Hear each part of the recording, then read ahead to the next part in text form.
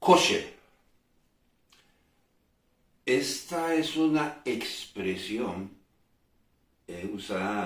muy usada por la tradición judía para referirse a lo que se puede, entre comillas, o no se puede comer.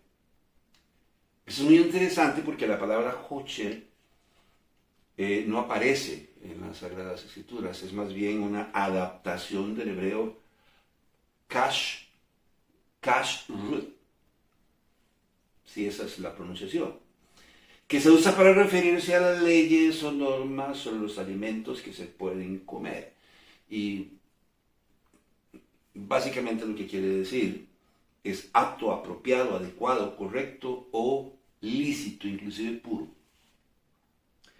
Por lo tanto, kashrut sería algo así como, o sería la expresión que se usaría para referirse a las leyes sobre los alimentos puros o los alimentos lícitos. Ahora bien, si no existe, si no aparece esta palabra en las Sagradas Escrituras, ¿por qué su uso? Bueno, fueron los rabinos quienes con el transcurrir del tiempo determinaron usar la palabra kosher, apto, puro, lícito, para referirse a los alimentos que sí se pueden comer. Levítico capítulo 11 dice Moisés, Levítico capítulo 11. Después de decir cuáles animales se podían comer, de los animales cuadrúpedos, terrestres, mamíferos, acuáticos, voladores, insectos, etc.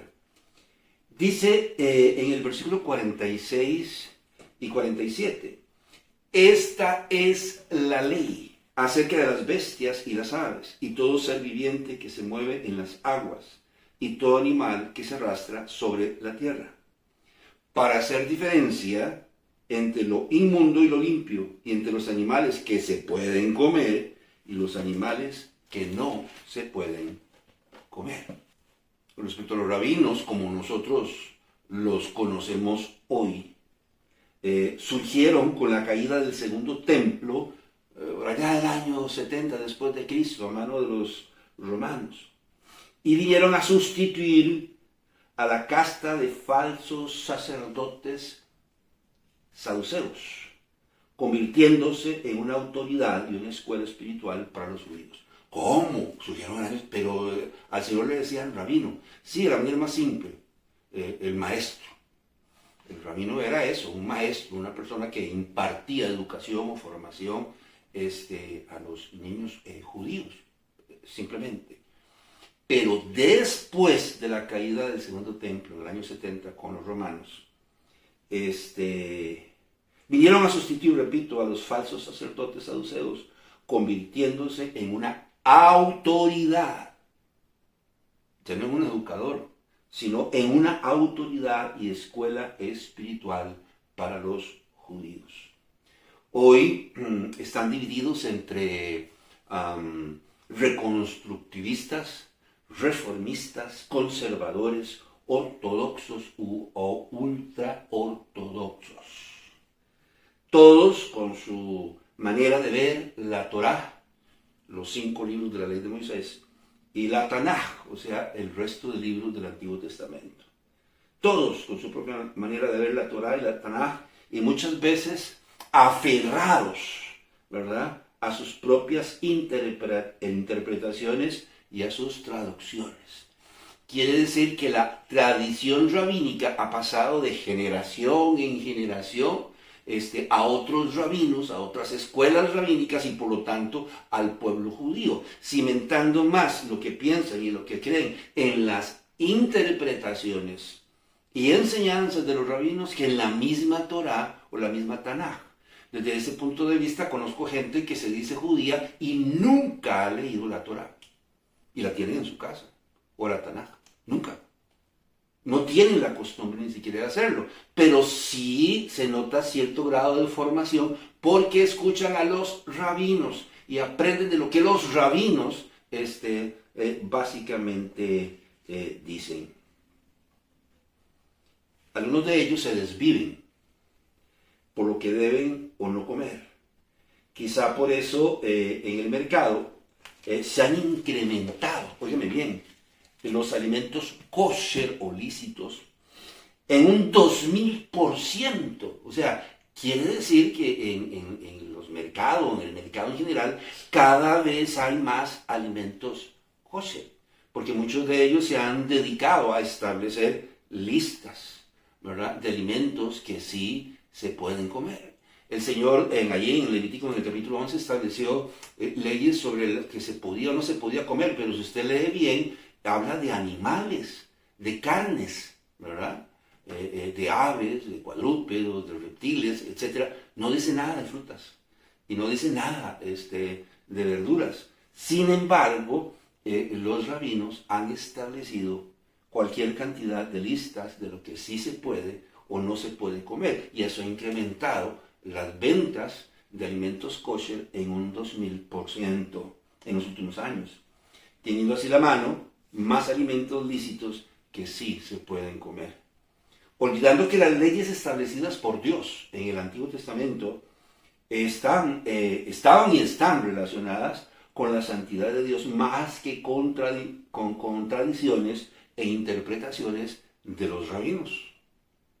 ¿Cómo? Que todas, no solo estas leyes, sino que todas las leyes establecidas por Dios en el Antiguo Testamento están relacionadas con la santidad de Dios. Habían leyes, por ejemplo, sanitarias. Habían leyes de relación con los demás, o sea, leyes civiles. Habían leyes ceremoniales. Pero todas las leyes les fueron dadas al pueblo judío por causa de la santidad de Dios. No fue por ninguna otra razón. Hoy los rabinos suelen verlo de otra forma, de otra manera. Como acabo de decir, bueno, leyes sanitarias, leyes civiles, leyes ceremoniales, unas dicen que fueron abolidas y otras no, etcétera. Pero no lo ven desde la perspectiva de Dios. Por ejemplo, ahí mismo, en el libro de Levítico, en uno de los textos que leímos, nos dice el Señor, claramente nos dice, ¿por qué estableció estas leyes? Para hacer diferencia entre lo inmundo y lo limpio, y entre los animales que se pueden comer y los animales que no se pueden comer.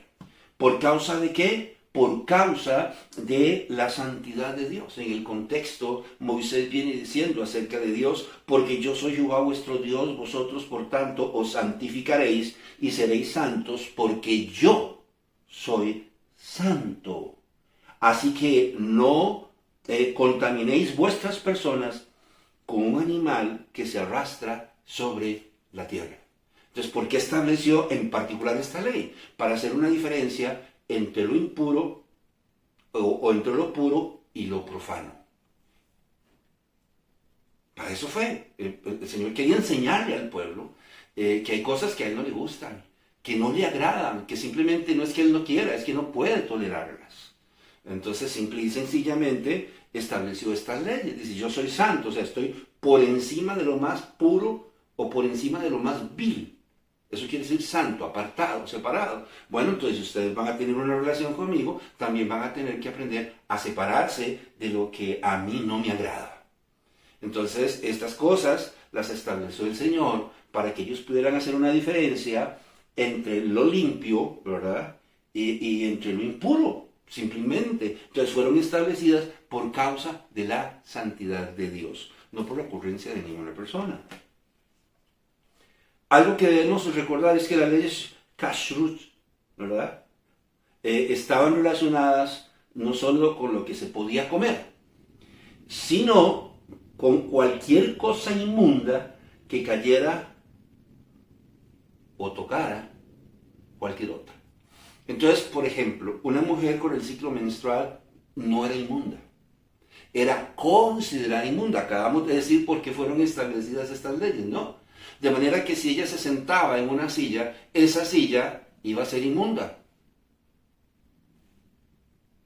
Si usted estaba en su cocina y usted estaba cocinando en una olla, en una cazuela, en un sartén, alguna cosa, y como en todas las casas muchas veces andaba una mosca por ahí, y fanáticas de cazamoscas, las señoras de la casa, y agarran el matamoscas y van detrás de la mosca y de repente matan la mosca, pero la mosca cayó en la cazuela.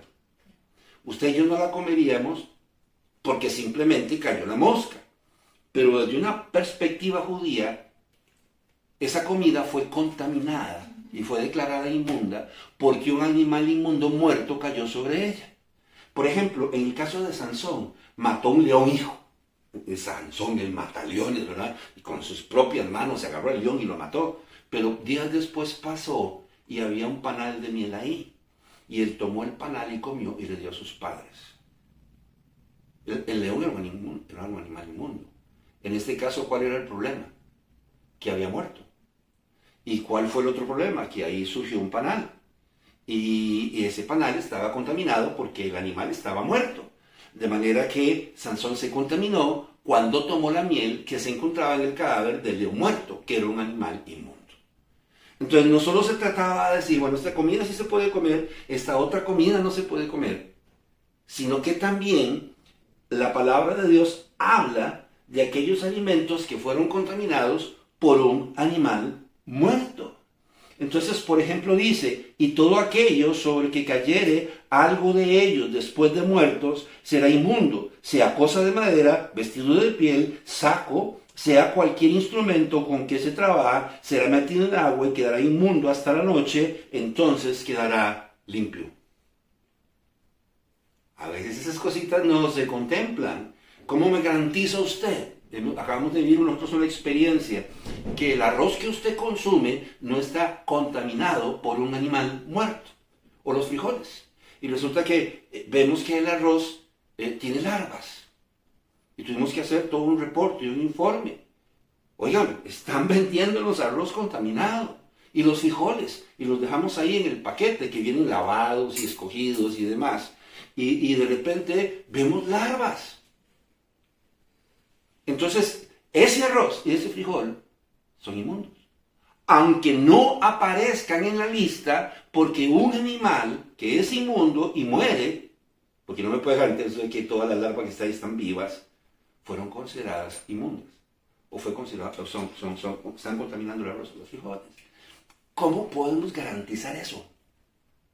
Qué difícil.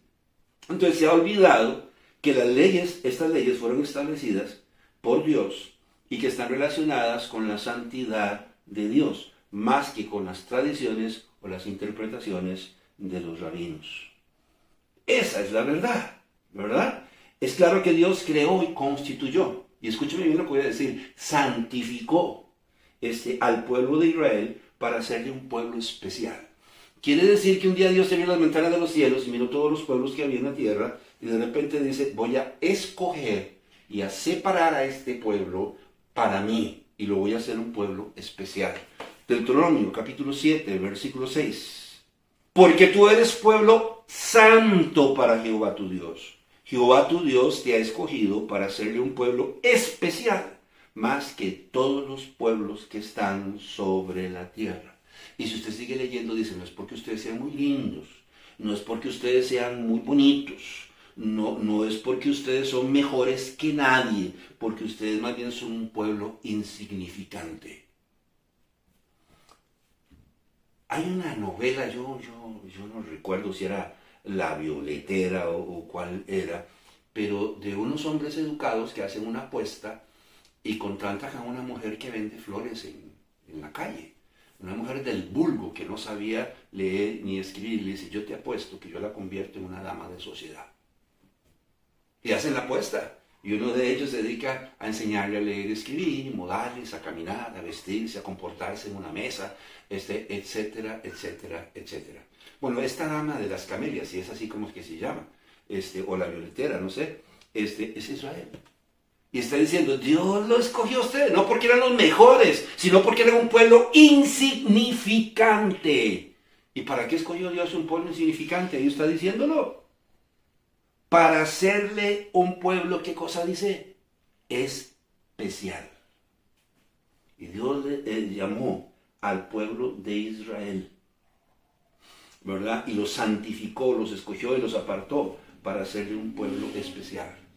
Por eso hizo un pacto con ellos, un pacto de carácter matrimonial, un pacto de amor y fidelidad perpetua, o vitalicia, por lo menos vitalicia, yo digo que perpetua. Isaías capítulo 54, versículo 5. Porque tu marido es tu hacedor. Jehová de los ejércitos es su nombre y su redentor, el Santo de Israel, Dios de toda la tierra, se ha llamado. ¿Cómo se llama Dios a sí mismo? Porque tu marido es tu hacedor. Usted debe leer Jeremías. Y en Jeremías él nuevamente dice, yo soy su marido, yo soy su esposo. Hizo un pacto, ¿verdad? Como matrimonial, de amor y fidelidad vitalicia. Usted puede leer en Ezequiel 16:8, hay una parábola ahí si se quiere, donde dice, un día yo iba pasando por ahí y te vi, inmersa en tus impurezas, en tus sangres, parece que le había venido el ciclo menstrual, y estabas desnuda, tirada ahí, nadie te miraba, y de repente yo te recogí e hice pacto contigo. Ya nos dijo Isaías qué clase de pacto. Y dice que la vestí de joyas y la vestí de ropas y te hice así, te hice asá, ¿verdad? Dice la palabra de Dios. Y en el libro de Éxodo nuevamente nos recuerda que hizo un pacto con ellos y qué tipo de pacto fue. Dice, ahora pues si diereis oído a mi voz y guardareis mi pacto, vosotros seréis mi especial tesoro sobre todos los pueblos, porque mía es toda la tierra. Y vosotros me seréis un reino de sacerdotes y gente santa. Dios, vuelvo a repetir, constituyó, santificó, escogió y apartó el pueblo de Israel para hacerle un pueblo especial. Por eso hizo un pacto como matrimonial con ellos, un pacto de amor y fidelidad vitalicia. A partir de entonces, allá en el monte Sinaí, a partir de entonces, ellos estaban comprometidos con Dios. Y oiga lo que voy a decir, su esposo. Y no podrían tener ojos para ningún otro hombre, para ningún otro marido. ¿Más que para quién? Más que para Dios. Por lo tanto, no podían involucrarse o adoptar las costumbres, ni los dioses de las naciones, sino debían regirse por los mandamientos y por los preceptos que Dios les había dado. Vaya conmigo al libro de Levítico, al capítulo 20. Guardad pues todos mis estatutos y todas mis ordenanzas y ponerlos por obra, no sea que os vomite la tierra en la cual yo os introduzco para que habitéis en ella. Y no andéis en las prácticas de las naciones que yo echaré delante de vosotros, porque ellos hicieron todas estas cosas y los tuve por abominación. ¿Qué están diciendo ustedes ahora? Van a regirse por los mandamientos que yo les voy a dar. Y no van a andar en las prácticas de las naciones. De modo que la ley sobre los alimentos que se podían comer o no, era solo una parte de las leyes que Dios le dio al pueblo para marcar su estilo de vida. ¿Me está escuchando? Para marcar su estilo de vida basado en la integridad y la responsabilidad a Dios. Entonces una persona se puede cuidar de decir, ay no, yo no puedo comer eso. ¿Por qué? Porque no es kosher. Eso no es puro, eso no es lícito. Yo no puedo comer esa carne tan rica que usted hace en salsa blanca, ¿verdad? Porque es kosher, porque no es lícito. Sí, yo estoy de acuerdo. Si usted quiere tener una dieta sana y balanceada, pues qué bien. Ojalá que usted pueda lograrlo y pueda hacerlo. Pero Dios no dio solo esas leyes. Hay otras leyes. Por eso, por ejemplo, el pueblo debía cuidarse del uso de tatuajes, presentes en muchas culturas y por infinidad de razones, pero prohibidos por Dios. Levítico capítulo 19, versículo 28. No haréis rasguños en vuestro cuerpo por un muerto, ni imprimiréis en vosotros señal alguna. yo Jehová. Cuando Elías se enfrenta a los 400 profetas de Baal, creo que era en Primera de Reyes 18, no lo recuerdo, pero dice que los profetas, sus falsos profetas, los profetas paganos, comenzaron a gritar y decirle, mira, Baal manda fuego y consume este sacrificio para que todo el mundo sepan que tú eres Dios, ¿verdad? Y pasaron 5 minutos, 30 minutos, 1 hora, se fue toda la mañana, fueron a almorzar, volvieron, bueno, ¿qué? Decía Elías, ¿qué es que está dormido? Háganlo más duro, que se despierte, ¿verdad? ¿Qué hicieron los falsos profetas de Baal, o los profetas de Baal? Comenzaron a rasgar sus pieles, su carne con cuchillos. ¿Qué está diciendo aquí? Y no haréis rasguños en vuestro cuerpo, inclusive por un muerto. La gente cuando estaba de duelo, ¿verdad? Según las costumbres de las naciones, se cortaban. Y si les dolía, lloraban, ¿no? Y lo que se requería en un funeral era que la gente llorara, ¿verdad? Entonces dice, no haréis las segundas costumbres de las naciones. Por lo tanto, no haréis rasguños en vuestro cuerpo, ni por un muerto, ni imprimiréis en vosotros señal alguna, yo, Jehová. Entonces, los tatuajes estaban presentes en muchas culturas, ancestralmente, y por infinidad de razones, pero eran prohibidos por Dios. ¿Por qué? Para hacer una diferencia entre el pueblo hebreo insignificante que Dios había llamado para ser un pueblo especial y todos los demás pueblos. Al menos así lo dice Moisés. Y dice así, Moisés, hijos sois de Jehová vuestro Dios, no os ajaréis, ni os raparéis a causa de muerto, porque eres pueblo santo a Jehová tu Dios, y Jehová te ha escogido para que le seas un pueblo único de entre los pueblos que están sobre la tierra. ¿Para qué? Para hacer una diferencia entre uno y el otro. Por lo tanto, también deberían cuidarse del uso de aretes. Por lo menos con la mujer no teníamos problemas, pero sí con los hombres. Hoy los llamamos piercings, ¿verdad?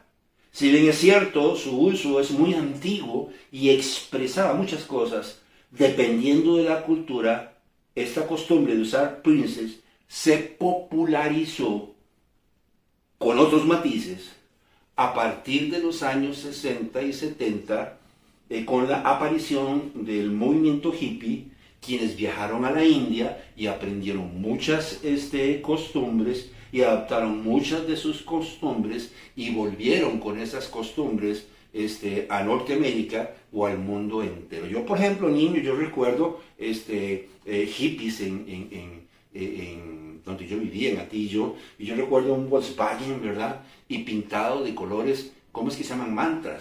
Mantras y cosas así, y de colochos y no sé qué, anaranjados, verdes, amarillos, ¿verdad? Y toda esta cuestión. Bueno, ellos fueron a la India y adoptaron muchas de sus costumbres, o el movimiento punk, ¿verdad? Asociado a que surgió a mediados de los 70 en los Estados Unidos y el Reino Unido. Movimientos que se caracterizaron por la música ruidosa, estruendosa, cruda, directa, y música de protesta, con una actitud rebelde y antisistema que abrazó filosofías como el anarquismo. Y usted veía a los hippies, ¿verdad?, en manada, por decirlo de alguna manera, protestando contra cualquier cosa, ¿verdad?, porque eran antisistema, que abrazaron filosofías como el anarquismo, la rebeldía en contra de las leyes establecidas, por ejemplo, o inclusive el ateísmo, y decían que Dios no existía, que Dios es amor, que Dios es la naturaleza, ¿verdad?, la tierra. Entonces, el ateísmo, la autogestión, el individualismo y una estética o moda particular de fuerte impacto que afectó el arte y la política. Posteriormente, diferentes sectores y grupos se han identificado con el uso de tatuajes y piercings militares, nos guste o no, reos, pandilleros, la comunidad LGBTI, asesinos de élite, pandilleros y muchos más adoptaron la costumbre de imprimirse tatuajes o simplemente de usar aretes o piercing.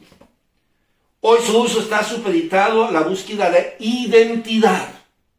No tenemos identidad y andamos buscando una identidad y por eso usamos piercing o usamos tatuajes. Para ser visibles, ¿verdad?, ante todos los demás. Hoy su uso está supeditado a la inseguridad. Necesitamos muletas sobre las cuales sostener nuestra vida para poder llegar a ser algo. Entonces usamos piercings o usamos tatuajes. Insatisfacción personal. Su uso está supeditado a la insatisfacción personal, a la vanidad o al erotismo. ¿En serio? Sí. ¿Y qué dice Jeremías respecto a eso? Pues vea lo que dice Jeremías. Jeremías dice así: porque las costumbres de los pueblos son vanidad.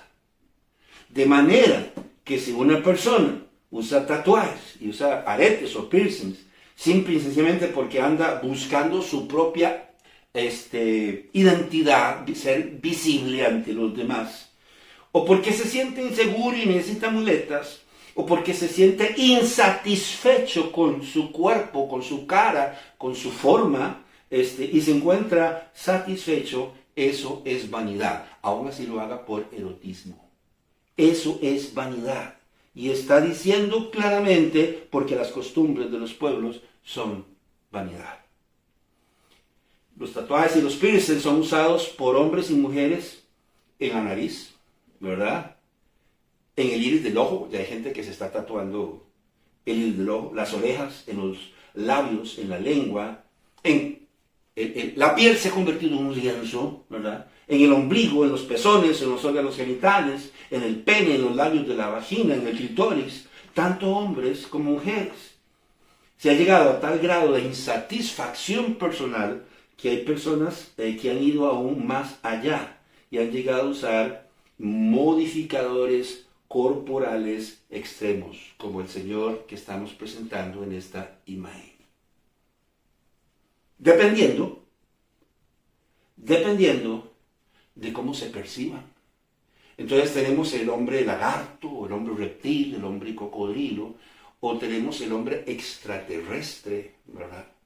Y han modificado su apariencia metiéndose balines o cosas, poniéndose tintes y quieren parecerse, ¿cómo se llama? La lengua la han partido en dos y tienen lengua que bífida, sería como una culebra, ¿verdad? Entonces, ¿por qué están insatisfechos con lo que tienen o lo que son?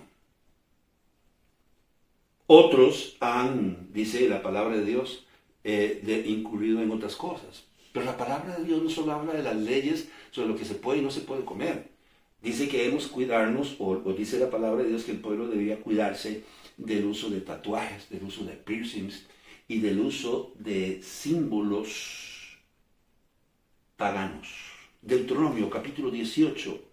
No se ha hallado en ti quien haga pasar a su hijo o a su hija por el fuego, ni quien practique la adivinación, ni agorero, ni sortílego, ni hechicero, ni encantador, ni adivino, ni mago, ni quien consulte a los muertos. Si usted toma la decisión de ir a buscar a uno de estos señores, llámese agorero, llámese hechicero, que practica la adivinación, el sortilegio, etc., para que le haga una cura. Y le hace una cura y de repente le dice, mire, y le voy a vender esta patica de conejo. A mí es que yo necesito traer bueno, mire, estos ¿cómo es que se llaman los frijoles? Estos nenes, creo que se llamaban, ¿verdad? No vuelva a pasar debajo de una escalera, ni que se le atraviese un gato negro, ¿verdad? Ponga estos ajitos detrás de la puerta.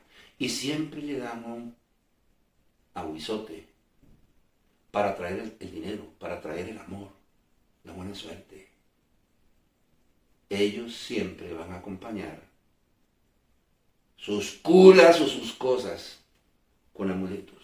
Por lo tanto, eso lo incluye también el uso de símbolos paganos, símbolos egipcios, símbolos hindúes, símbolos mayas, etc. Por ejemplo, ahí vamos a poner una imagen. Se llama el Ankh. Es un símbolo relacionado con la diosa Isis y su esposo Osiris. Cuando Osiris fue asesinado por Set, su hermano no solo lo mató, sino que lo descuartizó, lo desmembró todo y agarró todos estos pedazos del cuerpo de Osiris y los lanzó al río Nilo. Cuando su esposa Isis se dio cuenta, se dio a la tarea de recuperar todas las partes del cuerpo de Osiris y lo volvió a armar. Con un agravante, se perdió el pene. ¿Cómo? Que se perdió el pene. Dice la leyenda que un pez se lo comió. Accidentalmente el pez se lo comió. Hay quienes dicen que no fue un pez, sino el cocodrilo Sobek se lo comió y no lo pudieron recuperar.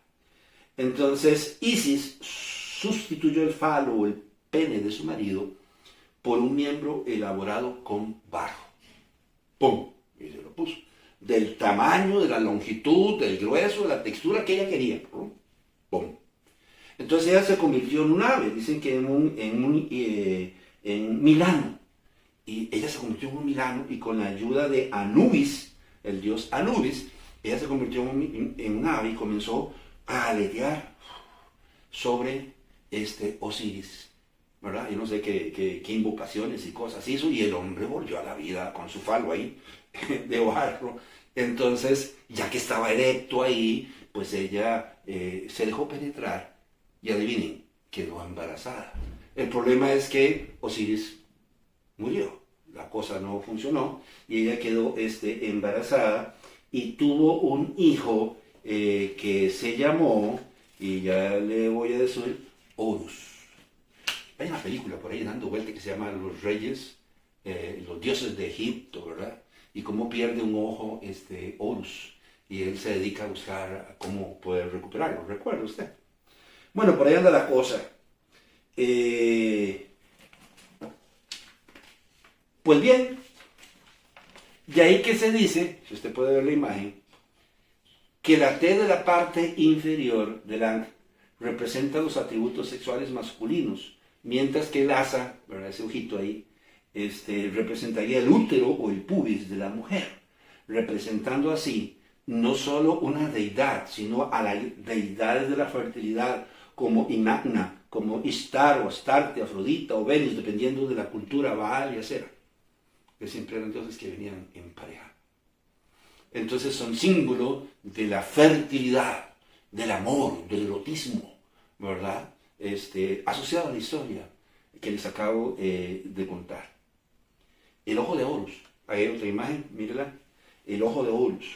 El ojo de Horus, el hijo resultado de la relación entre Isis y Osiris con el falo de barro, se utilizó por primera vez como amuleto mágico cuando Horus lo empleó para devolver la vida a Osiris. Porque eran dioses, pero Osiris muere. Entonces él usa su ojo para devolverle la vida a su madre.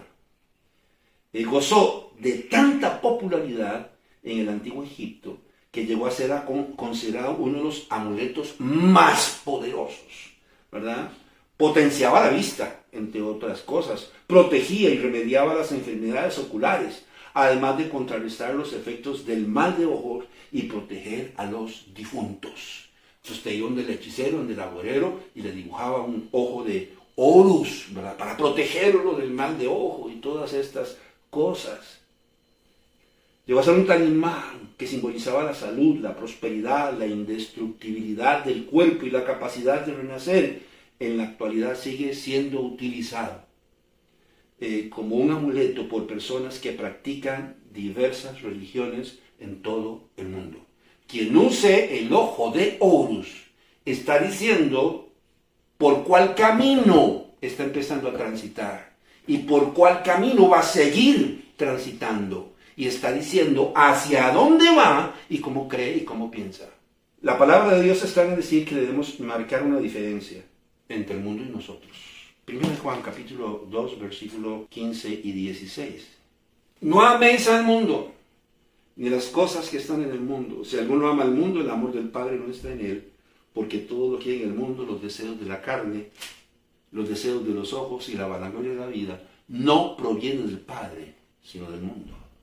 La palabra mundo nos habla de lo que es relativo a la tierra, o sea, a los pueblos, a las naciones. Cada vez que usted encuentre la palabra mundo, a eso se está refiriendo, a los pueblos o a las naciones que lo componen, que lo conforman. En Romanos 12:2, le recuerdo que dice, dice, no os conforméis a este siglo, sino renovaos. Por medio de la renovación. Sino transformados por medio de la renovación de vuestro entendimiento. Entonces dice, no os conforméis a este siglo.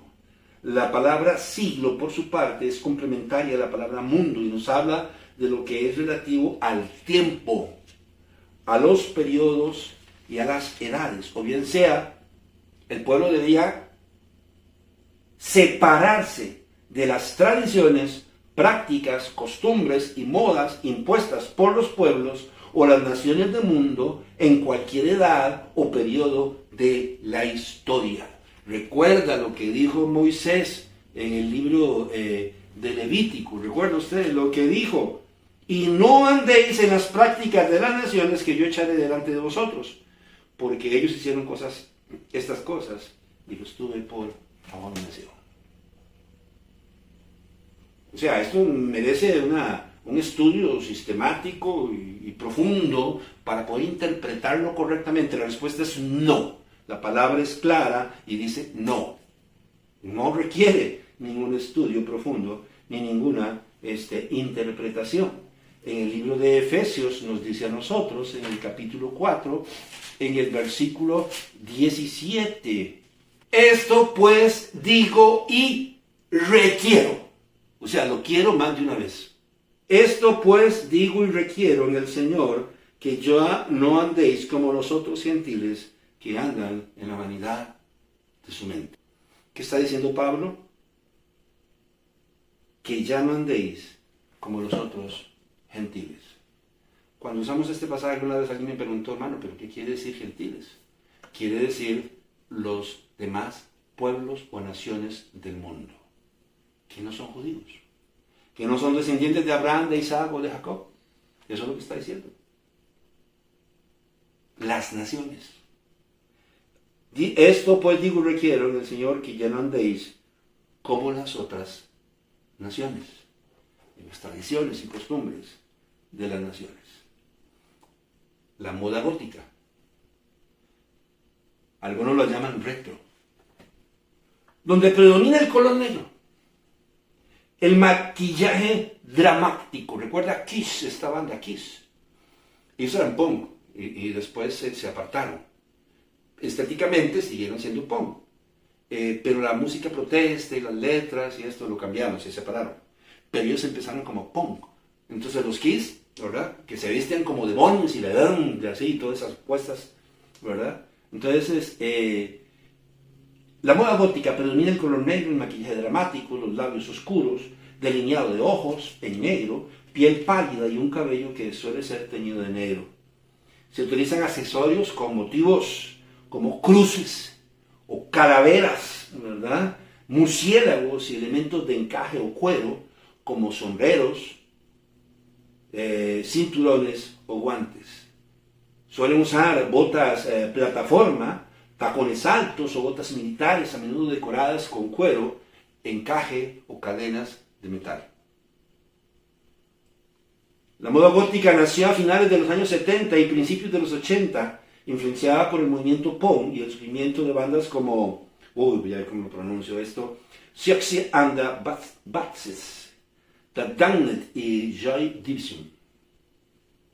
De modo que si decimos ser judíos, si decimos ser cristianos, vamos a tener que preocuparnos por lo que Dios dice sobre la separación del mundo y sus deseos, la carne y las obras de la carne y no solamente lo que es kosher.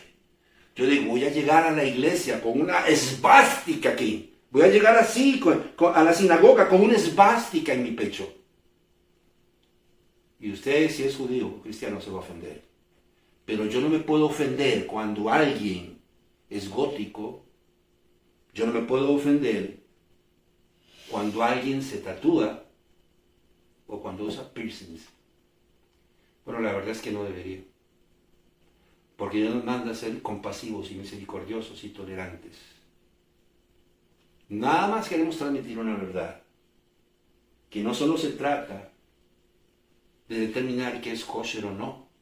Dios quiere que nos cuidemos igualmente de otras cosas. ¿Qué dice Santiago capítulo 2, versículo 10 al 11? Santiago 2, 10 al 11. Pablo había dicho, si usted quiere vivir bajo la ley, bueno, viva. Viva, si usted quiere vivir según la Torá y la Tanaj, bueno, viva, pero viva, ¿verdad? Porque dice aquí en Santiago en el capítulo 2, porque a cualquiera que guarda toda la ley, pero ofendiera en un punto, se hace culpable de todos. Porque el que dijo no cometerás adulterio, también ha dicho no matarás. Ahora bien, si no cometes adulterio, pero matas, ya te has hecho transgresor de la ley. No solo debemos cuidarnos de que si es kosher o no, también debemos cuidarnos de todo lo demás. En primera de Pedro, en el capítulo 1, me llama la atención que Pedro, un judío de nacimiento, retoma las palabras de Moisés en el libro de Levítico. Y dice en primera de Pedro, sed santos porque yo soy santo. Pero está diciendo en toda vuestra manera de vivir. Con razón hay personas que solo creen en el Antiguo Testamento y no quieren creer en el Nuevo. Porque el Nuevo les recuerda lo que dijo el Señor en el Antiguo Testamento. Y Él está retomando las palabras del Señor, de Moisés, y está diciendo, sino como aquel que os llamó es santo, sed también vosotros santos en toda vuestra manera de vivir. No solo con lo que se come, sino en toda nuestra manera de vivir. Por lo tanto, podríamos decir que tales prácticas no son kosher, no son lícitas, y no conviene adoptarlas como parte de nuestra vida. 1 Corintios 6:12. Todas las cosas me son, ¿qué? Lícitas, mas no todas convienen. Todas las cosas me son lícitas, mas yo no me dejaré dominar de ninguna. Las ancas de rana eran kosher. Yo no voy a comer ancas de rana, lo siento. Óigame lo que Dios está diciendo. Y sigue diciendo el apóstol Pablo. Pero mirad que esta libertad vuestra no venga a ser tropezadero para los débiles. Porque si alguno te ve a ti que tienes conocimiento sentado a la mesa en un lugar de ídolos, la conciencia de aquel que es débil no será estimulada a comer de lo sacrificado a los ídolos. La respuesta es sí. De manera que si no son kosher, o sea, no son lícitas, no conviene adoptarlas como parte de nuestra vida, pues pueden abrir puertas para prácticas que van a causar más mal que bien. ¿Y qué queremos decir con esto? Que si usted usa piercings como un adorno, y otro que viene a la iglesia lo ve a usted, dice, bueno, entonces yo puedo vestirme, si puedo usar eso, yo puedo usar mi falda más corta, yo puedo hacer un escote más bajo, yo puedo hacerme gótico. ¿Cuál es el problema? Lo que es bueno para el ganso, lo bueno para la gansa también. De manera que, según Pablo en 1 Timoteo 4:12, dice que nosotros debemos ser un ejemplo, igualmente para los demás. ¿Por causa de qué? Por causa de la santidad de Dios.